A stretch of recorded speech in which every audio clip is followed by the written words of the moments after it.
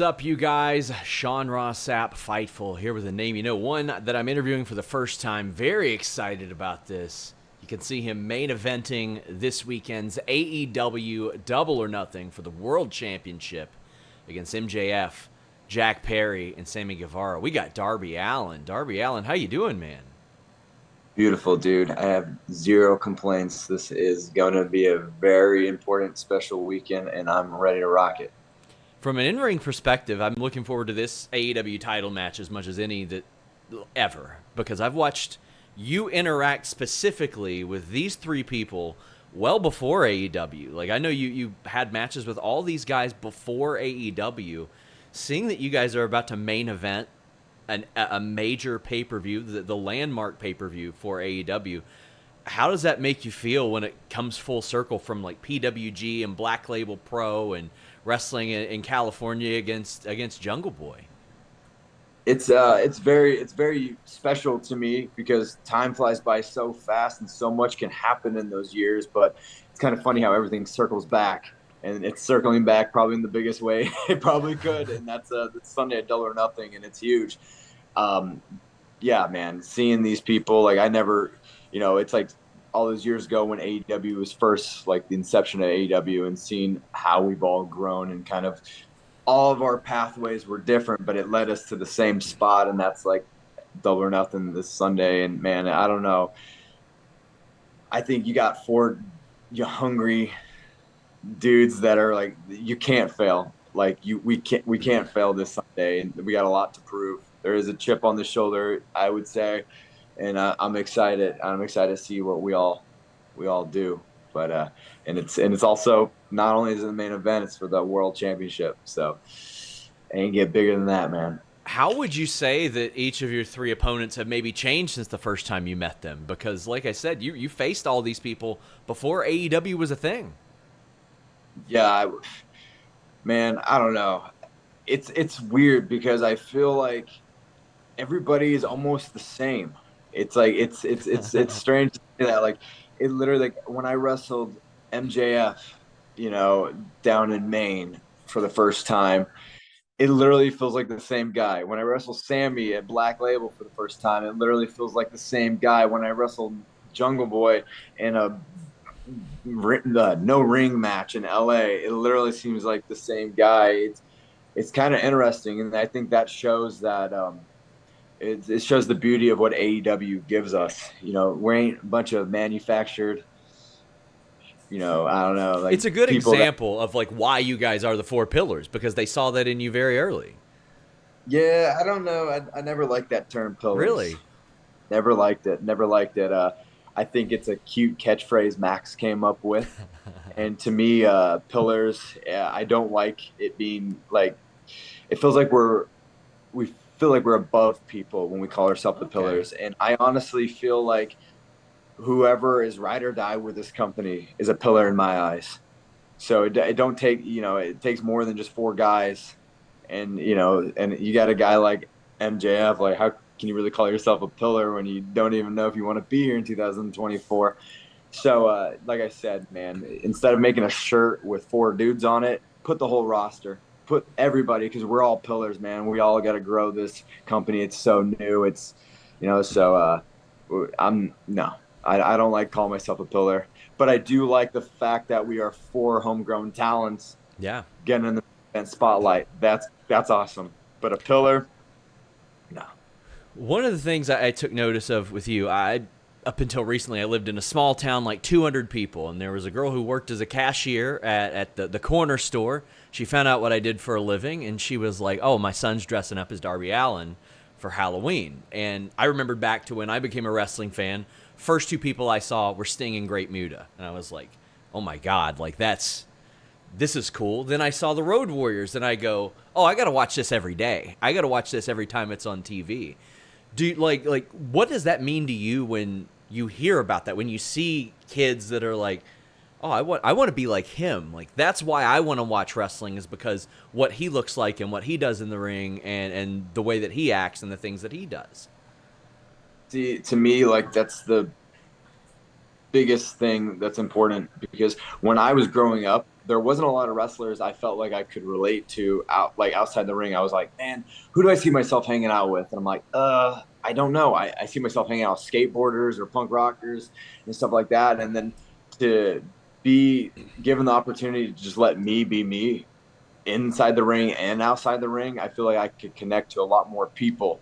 There's a lot of action sports fans like skateboarders or motocross kids that haven't gave wrestling a chance, and then they see me hanging out with a Tony Hawk or Travis Pastrana, like, all right, well, what is this wrestling guy all about? And they see me jumping off a huge ass ladder on a Jeff Hardy, like, all right, this is pretty awesome. So that's like my whole thing is like I've talked to guys like Travis Pastrana about that. He's like, I've never watched wrestling, but when you started coming over to my house, I started watching what you're doing. I was like, man, that's insane. Like I have a whole respect, and that's like my whole thing is to attract as much outside wrestling fans that haven't gave it the opportunity yet to even watch it. Because they hear like, I don't want to watch wrestling, and then but they give AEW an opportunity, man. I think they're gonna see something they like, and that's what's cool about what AEW gives me inside the ring and outside the ring, because no other company is gonna let me be me, like period. Nobody's gonna let me skate with Tony Hawk or jump my house with Travis Pastrana or even climb Mount Everest.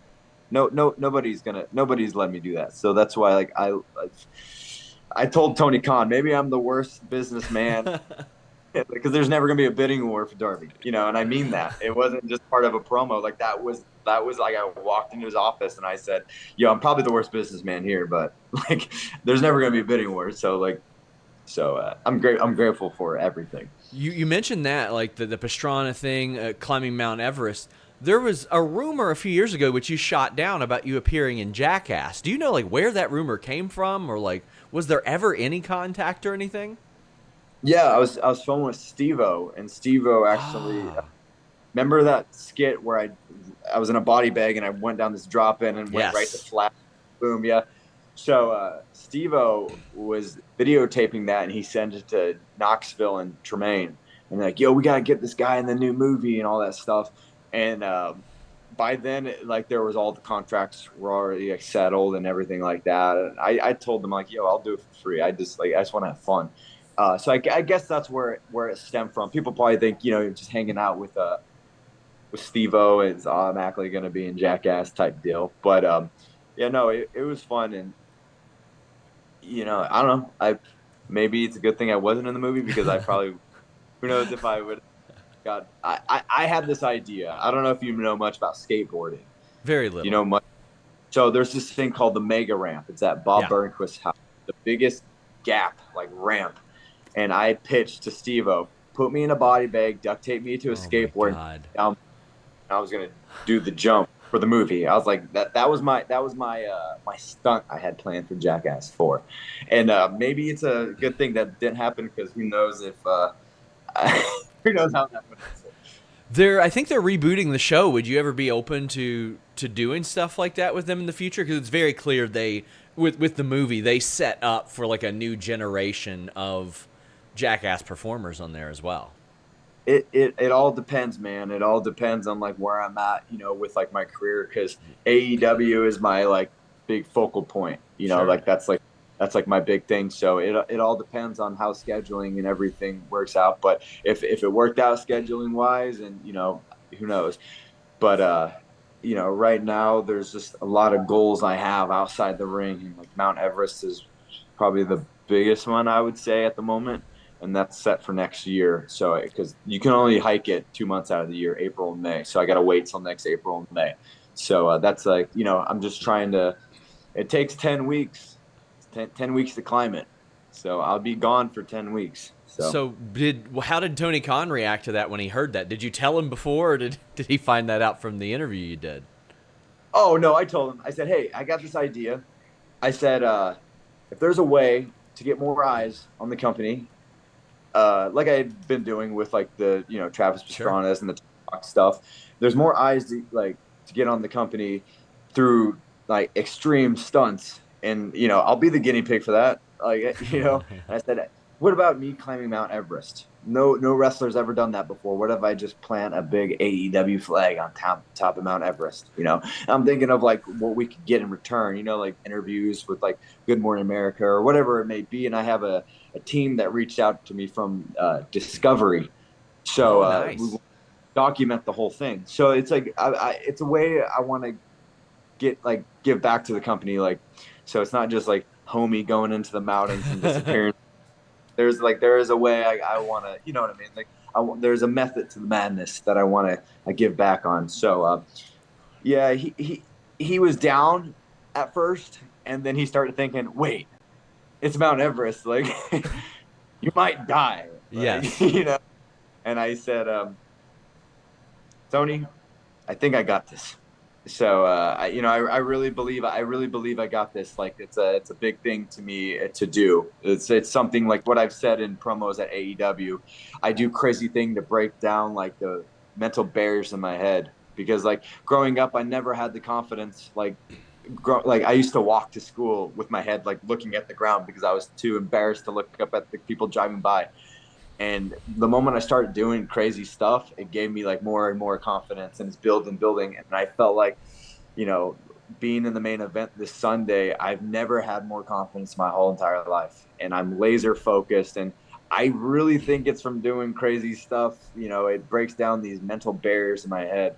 And climbing Mount Everest, man, like I feel like once I summit that mountain, I come back like you're gonna get the most confident dude ever. So I don't know. I'm looking forward to it. We'll see. We'll see how it all plays out. You talk about that confidence. I know MJF perpetually, like, whether it be on or off camera, has a chip on his shoulder. Like, there's a lot of times people forget how good of a wrestler he is. And one of those times happened, like, before your all's match at Full Gear. I was in the crowd for that, and I just remember people going, like, oh, holy shit. Like, oh, yeah, he can do this. And look at who he's in there with. How important was that match to you? Because it's one that constantly gets referenced as among the best in AEW history. Yeah, that match was very, very, very important, like to me, because it was a chance to show people what I was like. A guy like MJF, what we were able to do. We started the show, we kicked the show off, and I firmly believe no one followed us that whole entire night. So it was cool to show the people what the homegrown talent was willing or capable of doing. So that was probably one of my important matches, in AEW's history. There's been a handful of matches, but I really felt like that match was special. I hate to give the guy credit, but you got to give credit where credit's due, man. So. We've talked a little bit about your outside projects as well. I remember you saying you were working on a screenplay at one point. Like, what came of that? Are you still working on it? Is it on the back burner? How are you feeling about that? No, we're gonna start directing it. I'm just waiting till like the summer to end because we got all the big Sure. shows in Canada.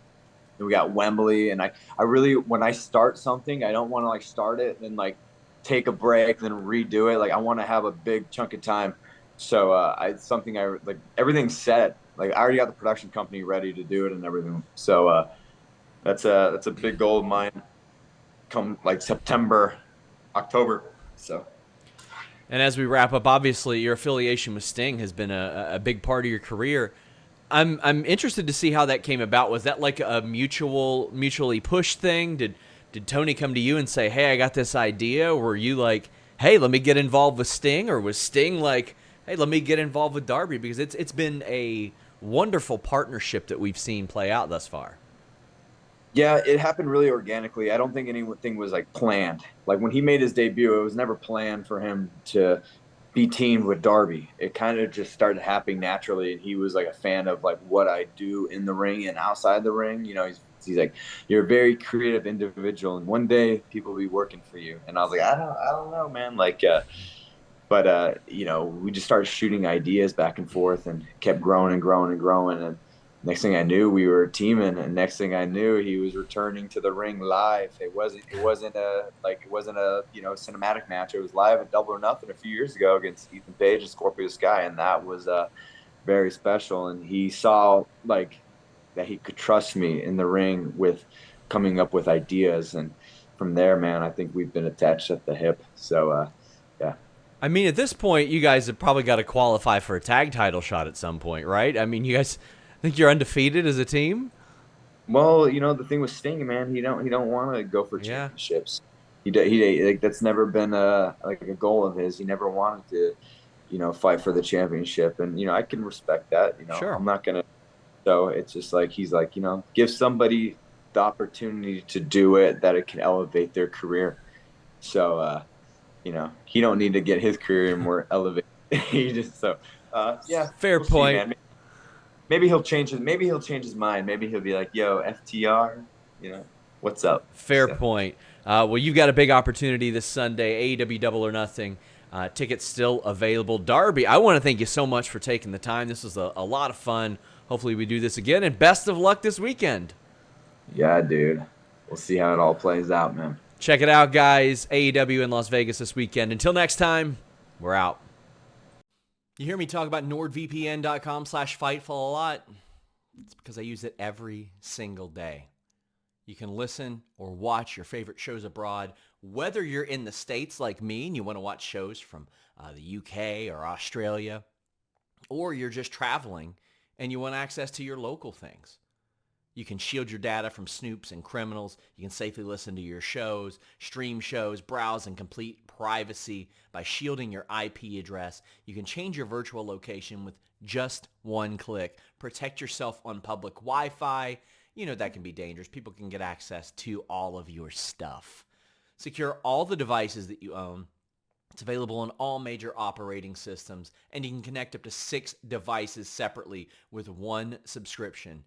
30-day money-back guarantee, 4 months free added on top of that deal.